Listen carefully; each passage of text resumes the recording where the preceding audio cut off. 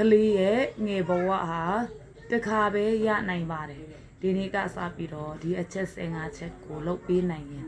ကလေးနဲ့တင်းရဲ့ဆက်ဆံရေးကတိတိတတ်တာပြောင်းလဲလာနိုင်ပါတယ်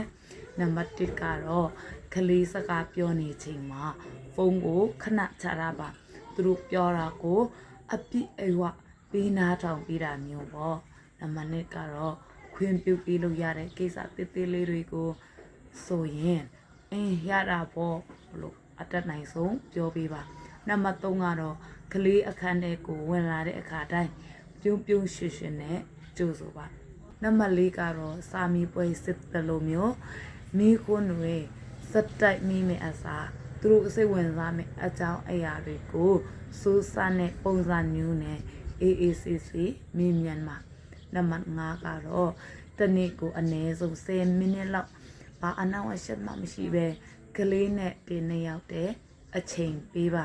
နံပါတ်6ကတော့ကလေးကကိုစကားပြောလာရင်ကလေးရဲ့အရက်အမောင်အနှင်းအမြင်အတိုင်းလိုက်ပြီးမျက်လုံးချင်းစုံပြီး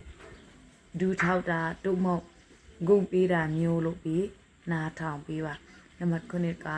အချိန်ပိုကြာသွားပါစေဦးတော့ကလေးကိုအလုပ်တွေမှာကိုညီခွင့်ပေးလိုက်ပါနံပါတ်10နေ့တိုင်းကလေးနဲ့အတူတူရေမောပါနံပါတ်9ကိုဘက်ကမားသွားတဲ့အခါမျိုးမှာကလေးကိုယူတတောင်းပန်ပါယူတတောင်းပန်တတ်ပါစေနံပါတ်10ကရလာတမမို့အောင်မြင်မှုကိုပဲကြည်ရတဲ့ကလေးရဲ့ကျူးစာအားထုတ်မှုကိုပို့ပြီးပဋိထားအတိအမှတ်ပြုတ်ပေးပါနံပါတ်7ကပြဿနာကိုအသေးအဓမ္မဖြေရှင်းမပေးခင်ကလေးရဲ့ခံစားချက်ကိုအရင်ဆုံးနားလည်ပေးပါနံပါတ်7မိသားစုလိုက်မျောလင်းတကြီးနဲ့လှုပ်ချလာမဲ့ယူရှင်တလိထုံးစံလေးတွေကိုဖန်တီးထားပါဥပမာပိတ်ရက်တိုင်းတူမှုတ်လို့စားတာမျိုးဒါမှမဟုတ်ရှင်ပိတ်ရက်ဒီမှာကန်းချီသွားတာမျိုးပန်းချန်သွားတာမျိုးကစားကွက်သွားတာမျိုးအလိုမျိုးတွေစီစဉ်ထားပါနံပါတ်73ကလေးရဲ့အသက်အရွယ်နဲ့ကိုက်ညီတဲ့ရွေးချယ်မှုမျိုးတွေကိုကိုယ်တိုင်ဆုံးဖြတ်ခွင့်ပေးပါနံပါတ်14ကကလေးရဲ့ဘလို့အချက်လေးတွေကိုချစ်လဲဆိုတာကိုနေ့တိုင်းပြောပေးပါ